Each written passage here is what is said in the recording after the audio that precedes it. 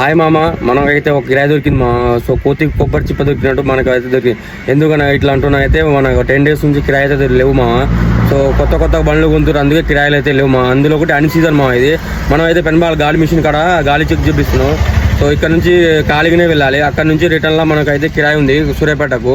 So బియ్యం అనేది వేసుకుపోవాలి. So పోతా మనమైతే వీడియో తీస్తామా. మన ఛానల్ ఎవరు సబ్స్క్రైబ్ చేయట్లే, మన ఛానల్ సబ్స్క్రైబ్ చేయండి. మనం అయితే గాలి మిషన్ దగ్గర ఉన్నామా. సో టైర్లు అంతా చెక్ చేయించినాం, గాలి ఎంత ఉంది ఏందని. సో ముందల అయితే 40 ఉంది మా. 10 days నుంచి కిరాయి లేవు, ఏం లేవు, ఇక అట్లనే ఉంది కాబట్టి ముందల అయితే 40 ఉంది. వెనకైతే 70 ఉంది మా.